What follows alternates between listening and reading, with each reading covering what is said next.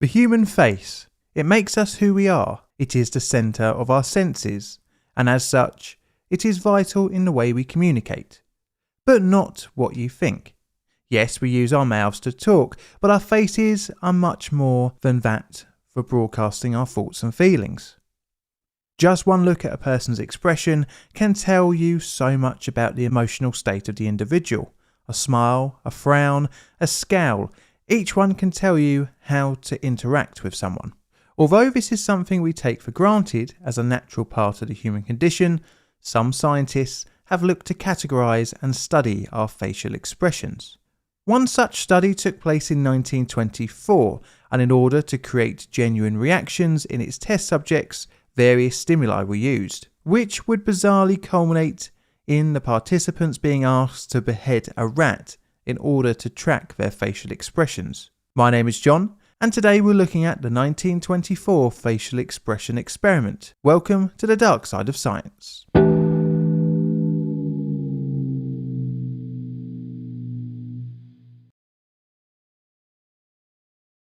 Carney Landis was born on the 11th of January 1897 in West Alexandria, Ohio, a small town with a population of around 700 at the end of the 19th century. Carney would attend State University, where he majored in psychology, graduating in 1921.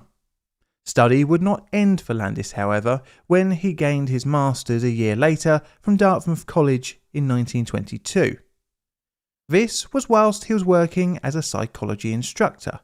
Upon completion of his master's, Landis moved to the University of Minnesota to study for his doctorate.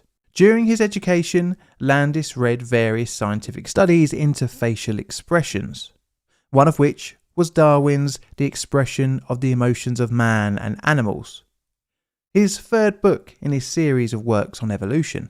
The book looks to delve into emotions of humans and animals alike, and features multiple pictures of faces in various different emotional states. For the animal kingdom, Darwin shows various expressive movements of dogs, cats, horses, ruminants and monkeys. He visualizes various facial expressions in the book, showing joy, affection, pain, anger, astonishment and terror. The book also has photographs and illustrations of human faces in various states of emotion, from happiness to fear and anger. The book was originally released in 1872, with a second edition compiled by Darwin's son in 1890, and this was likely the version that Landis studied. One of the other main works that Carney took inspiration from was R. Schultz's Experimental Psychology and Pedagogy, translated into English in 1912. This work touches on facial expressions and looks at the links between psychology and education. There are a number of different photographs of subjects' reactions to different stimuli, but it doesn't seek out to find the reason why. The final, and probably the work that Carney would take as a basis for his later experiments, was Herbert Langfield's The Judgment of Emotions from Facial Expressions in 1918. This study would take place at Harvard's Psychological Laboratory. Langfield made use of 6 subjects, 4 men and 2 women, and showed each person 105 images of an illustration made from a photograph of an actor's face. Each expression was meant to convey a certain emotion. After being shown the image, the subject was then required to write down their interpreted emotion. Landis thought that this experiment had a problem though, and that was because of the authenticity of the expression of the actor. The results from the Langfield experiment were pretty interesting, however. Although the study was not unique in finding that we can judge emotion from a picture, look at artwork in general from history, you can tell we can understand emotion from a still image of a facial expression. But it did find that the general consensus from his 6 subjects was that each picture conveyed a particular emotion, even the more subjective images that contained subtle emotional state cues, such as half crying and laughing. In post-experiment interviews, each subject was asked where do they look first when judging a facial expression, and interestingly, each gave slightly different answers. For example, one person stated they stared at the mouth first and another saying that they tried to imagine themselves with that expression and how it would make them feel.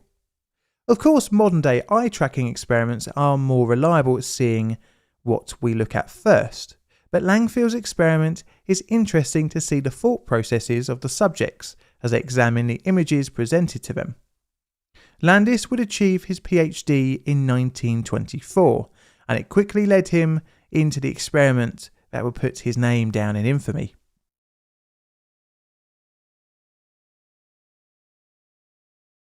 Landis took from the books and papers he had studied and saw a question unanswered. What is one's facial expression when exposed to real-world stimuli? Schultz's experimental psychology and pedagogy did touch on this by giving children bitter, sour and sweet-tasting items and photographed their expressions. However, Landis wanted to go deeper. He wanted to see if there was universal expressions for certain stimuli. Landis started off with his studies of emotional reactions, a preliminary study of facial expression in mid-1924. He made use of 19 test subjects, all men from Dartmouth College. The experiment was set up in a regular laboratory room. In order to record the facial expressions, Landis had access to a motion picture and ordinary still-producing cameras. Landis had a specially constructed table, behind which the subject was seated. This was placed in the centre of his setup. In a wall 8 feet from the subject in front of them, several small openings were cut, through which cameras were focused. Before the experiment would begin, Landis said to the subject, "I'm making a study of facial expressions. All you have to do is to be seated behind the table and act as naturally as possible in the various situations that follow. Don't try to be emotional or show a poker face. Try to forget the cameras and act natural." Various stimuli from 9 categories were presented to each subject, and after each situation, a card was given to the participant with a number of emotions written on it, such as boredom, abstraction, dreamy, indifference, interest. Also a space labelled feelings other than those mentioned. Each situation, however, would have a slightly different card. The experiment's stimuli started off pretty tame, culminating in a fairly harsh finale. First off was classical music, a phonographic reproduction of Die Walküre by Wagner. Around a quarter of the subjects indicated interest, with the remaining showing indifference or boredom. Landis noted of the facial expression of a vacant stare in most. In a similar vein, the second stimuli was jazz music, a phonographic reproduction of My Man. The majority of the subjects indicated a rhythmic feeling, with around a quarter indicating boredom or indifference. This was shown on the facial expression, with 12 cracking a smile, and the opposite for the remainder of the subjects. The third stimulus was, this time, visual, with Giorgione's Sleeping Venus and Bulgaro's Birth of Venus. Both images are of unclothed women. Most indicated sex appeal and aesthetic appreciation, with the remaining indicating indifference. The facial expressions are shown to be smiling or smirking. For the fourth stimulus, they were shown paintings of Christ, and the facial expressions were mainly of a frown, which correlated with most indicating sadness, religious feelings or indifference. From the fifth stimulus all the way to the ninth, things started to get a little bit more cruel. Starting with vulgar pictures of direct sex appeal. A strip of pictures depicting various adult acts was used. The subjects recorded disgust, repulsion, sex appeal, and feelings of absurdity and grotesque. The facial expressions were a mixture of smirking all the way to pure disgust. But interestingly, each subject let out a noticeable gasp when shown the stimuli. The sixth stimulus were pictures to arouse horror or disgust. Illustrations in The Diseases of China by Jeffries and Maxwell were used. I've looked at the book and it is pretty upsetting with some of the images within. Interestingly, because some of the participants were medical students, a high number indicated professional interest, with the second highest being pity. The expression shown is most indicated by a frown and a closed mouth. Number 7 on the list was odours. This consisted of 8 small bottles with various smelling dilute forms of cinnamon oil, spirits of peppermint and others. But the final was the actual interesting item. The bottle was marked syrup of lemon but actually contained ammonia. Needless to say, the reactions to the sweet smelling items resulted in generally happy expressions. But the shock of the ammonia yielded an instant reaction of disgust, followed by a small smile. The penultimate stimulant was a bucket filled with frogs. Each subject was told to put their hand inside and feel around. Instantly, a reaction of disgust was recorded until they were allowed to look inside, when most showed signs of relief and even a small smile. The final stimuli seemed to be the most cruel. It too involved a bucket.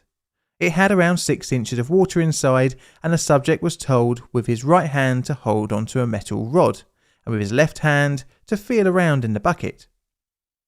There was an induction coil placed in the bucket. As soon as the hand touched it, the circuit was complete, and the subject received a substantial electric shock.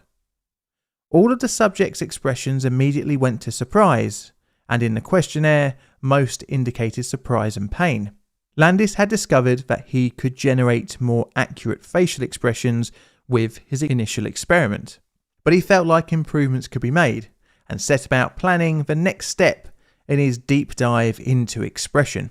He didn't manage to see any universal expression for any of the stimuli, as most of the subjects showed a whole range of slight differences, even including smiling during some of the more shocking situations.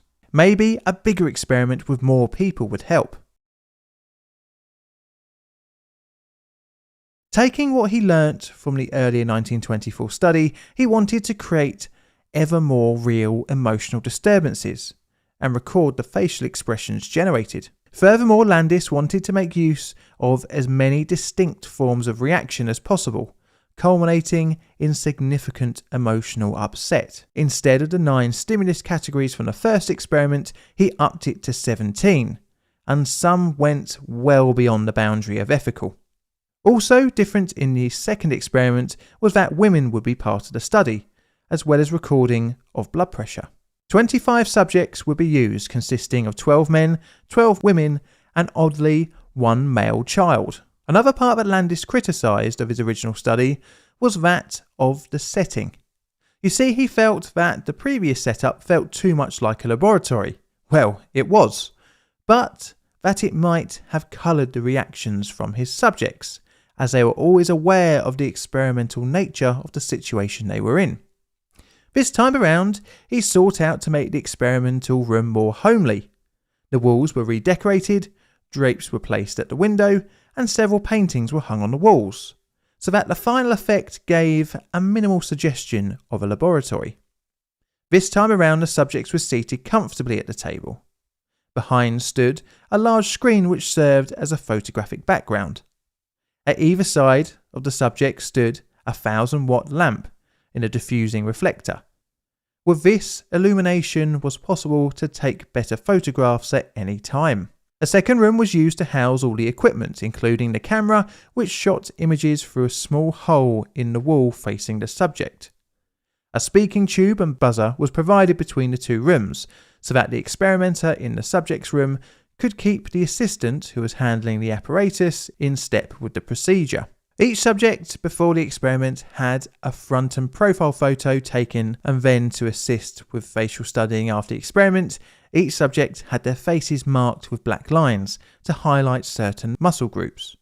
Then another photograph, both front on and in profile, were taken with a grid placed over the camera to assist with later measuring. Every movement of the head was judged after each stimuli, and notes were made on every visual change of each subject's face. Each participant during the study would be subjected to roughly a 3-hour ordeal, and much like Landis's previous study, each stimuli would increase in severity. But the whole experiment was much better choreographed in order to keep the subject guessing and thus hopefully generate a more genuine reaction to the stimulus. Well, I've spoken around it enough. Let's actually look at the 1924 facial expression study. As I mentioned before, the number of stimuli was increased over the earlier study, and as such, there was some crossover between both experiments. And this was because Landis reused some of the situations. However, he did modify them to achieve a greater reaction. The experiment would start off with the participant signing a slip stating that they would not divulge any information about the situations they will be exposed to. Then the subject would be led into the experiment room by an experimenter, who in most cases would be Landis himself for the men and a female assistant for the women. The aforementioned control photographs were taken and the faces would be marked up. Now, ready, the first stimuli would begin. The first two situations were music. That was aimed to calm any nerves of the participants. For the first 10 minutes, the music was the pop music of the day, jazz. This disarmed the subjects, but things would ramp up in the second section when more complex technical music was played. This was marked by their virtuosity and technique, almost having no melody. Photographs and blood pressure measurements were taken. This would be for every section, although the images would be taken at the closest moment to the reveal of the stimuli. The next section brought an interesting subject into the mix, and that was being requested to read St. Luke 6, 18-49 out of the Bible. This required the participant to pick from two pieces of paper with a letter printed on it, a T for truth or L for lie. If L was selected, points of circumstantial evidence attaching the participant to some crime were written on. They were then meant to invent a lie which would clear them of the charges on a cross-examination with the experimenter. If T was chosen, then an alibi was provided for the crime. This situation was used to try and induce anxiety and lengthen the total time of the experiment, as well as assert the experimenter's dominance. This is another carry across from the early experiment again like before, having several bottles with nice smelling fluids within, with the last having ammonia mislabeled again as lemon syrup. Situation 5 would be the first taste of Landis's now trademark of misdirection in order to get a more natural reaction. Landis continues his misleading antics by having the experimenter say the subject had smudged the marks on their face, and as such, they would need to reapply them. The experimenter would then go behind the screen. This would be the point they would signal to the other room to get ready for photographs and blood pressure readings. The experimenter then lit and set off a firecracker under the subject's chair. Needless to say, this yielded a shocked expression from the participant. Although shocking, it has so far been a harmless type of diversion, not much more than a high school prank. This one is more bizarre. The subject was given a sheet of paper and a pencil and told to write a full description of the meanest or most contemptible or most embarrassing thing they ever did. As soon as they were finished, the experimenter would then read aloud this confession. Again, embarrassment and anxiety was the aim of the game here. Strangely, Landis wanted to see if he could make a universal joke to invoke a laugh, but this section was promptly removed after the second participant shrugged off the apparent humorous quip. This section, much like the previous experiment, showed pretty unpleasant pictures of various diseases, but this time from the book Atlas der Haut-Krankheiten. Do yourself a favour and don't look it up. I did, and it put me off my dinner. This again seemed a bit like a padding exercise, like the Truth or Lie section 4, but involved distracting the participant whilst they undertook mental arithmetic. Frustration and annoyance were the name of the game here, but it also helped cement the authority of the experimenter as they would hold the subject until they got a correct answer. Naughty pictures. Much like before, these were intended to elicit a shock response, with the experimenter insisting that the subject look these over carefully. The pictures were of an illicit nature. Don't forget that these people were from the 1920s and would probably have had a greater shock value. Much like the previous situation, and involving nudity again, it consisted of posed photographs of feminine artists' models. Again, the experimenter would insist on the subject thoroughly looking at the images. Some of the most salubrious excerpts from the book Psychology of Sex were presented to the participants, and again were instructed to read thoroughly. Again, this was another part taken from the previous experiment. But Landis upped the ante once again. He combined this with the electric shock stimuli. The participant would be told to put their hand in the bucket, and after touching the frogs and reacting, the experimenter would then say, "Feel longer, you've missed something."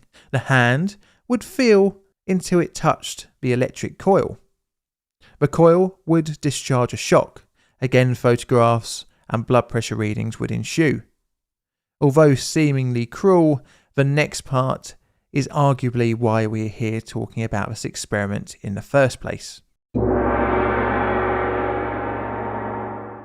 The table in front of the subject had been covered with a cloth for the 15th scenario. The cloth was removed, revealing a tray and a butcher's knife. The experimenter then brought out a live rat.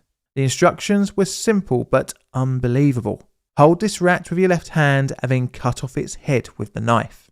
21 of the subjects were given this instruction. Some willingly performed the execution with little prompting. Others offered some resistance, but after continued orders from the experimenter, would eventually capitulate. 15 in total would comply with the authority figure and execute the beheading. 5 who would completely refuse would then have to witness the experimenter perform the task themselves. One of the subject's beheadings, as Landis would later note in his paper, for various reasons was not performed. Little did he know that Landis had stumbled upon inventing a behavioural study of obedience some 40 years before the infamous Milgram experiment.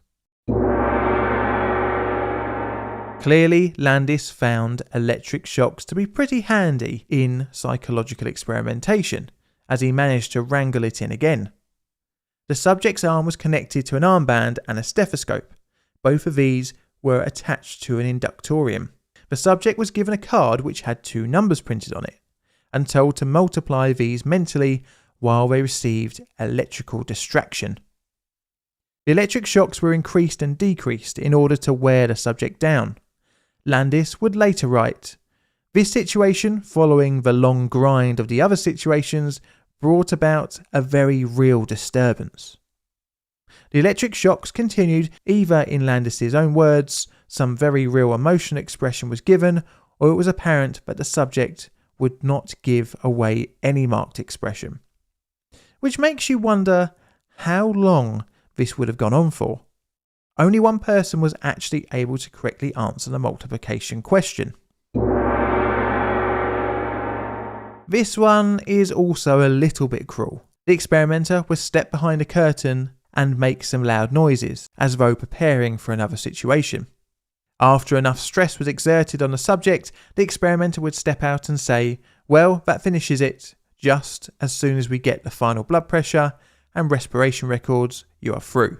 The final situation was to see the effects of sudden relief after a period of stress. The experiment generated tremendous amounts of data, hundreds of observations, and around 711 photographs to sift through. Landis and his assistant started working their way through each photo, discounting any that did not show any discernible reaction. After sifting through all the data, Landis settled on a 17-point summary of the experiment, and it was a real mixed bag. He concluded that he did see a difference between the genders in their reaction to the same stimuli. He claimed that men were more animated than their female counterparts. He categorized the main facial expressions to pain, surprise, anger, exasperation, crying, disgust, sexual excitement, and revolting. but did not see any uniform reaction across all the subjects. And essentially the study failed to meet one of its key questions, if there were certain facial expressions for each emotion, but there was not. We are, after all, individuals, and the way we react to things, unsurprisingly, is individual. But Landis's results were not really the most important part of the experiment. It was his unknowing discovery which has gone down in history. The setup of an experimenter and an experimentee inadvertently led the study down the path of showing the human condition of obedience of authority. 15 out of the 21 beheaded the rat, something that many people, I'm sure, even in 1924, thought to be a severe action. Not something many would be willing to do, be it on moral grounds or just from being squeamish. But someone with authority nudging them was all that was needed to end a poor rodent's life. This is where the ethical concerns also come into play, as it could be considered animal cruelty to kill for no other reason than to kill. Even the deaths of the rats weren't swift. In Landis's notes, he said, "The effort and attempt to hurry usually resulted in a rather awkward and prolonged job of decapitation." Another big criticism comes from the fact the participants were essentially exposed to some low-level psychological torture, with the writing down secrets, electric shocks, animal murder, and scaring them with unexpected loud noises. Unsurprisingly, the most striking photos were from the shock and surprise situations.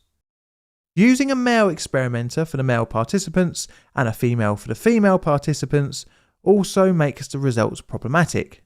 Really, there needed to be a control group and a much larger study group. Nearly all the participants were from a university background and did not represent a good section of society. Also, and on top of all those concerns, it was seemingly like Landis wanted to break almost every ethical issue. He even had one child participant, which brings up the problem for just this one subject of informed consent. Needless to say, Carney Landis and his experiment has aged to history like a fine 1-pint bottle of milk. This period in history was a bit of a wild west for psychiatry experiments, with the Baby Albert experiment just 4 years earlier in 1920 and the Gaia and Donald experiment just after in the early 1930s. The animal and human cruelty elements of this study definitely wouldn't get past the board nowadays, and the experiment didn't really further the study of emotions much. The controversial experiment did not, however, affect Landis's career, where he would release multiple papers and books, even interestingly speaking out about the issues with psychosurgery. He would spend most of his career working at Columbia University from 1932 to his retirement in 1959, but sadly he wouldn't enjoy his retirement for too long, as he would die in 1962. I'm going to rate this subject between a 5 on my ethical scale and a 6. For reference, 1 being no problems and 10 being pure evil. Where would you rate it? Let me know. This is a Plain Difficult production. All videos on the channel are Creative Commons Attribution Share Alike licensed. Plain Difficult videos are produced by me, John, in a currently sunny corner of South East London, UK. Help the channel grow by liking, commenting and subscribing. Check out my Twitter for all sorts of odds and sods, as well as photographs of other things, as well as hints on future videos. I've got Patreon and YouTube membership as well, so check them out if you fancy supporting the channel financially. And all that's left to say is thank you for watching.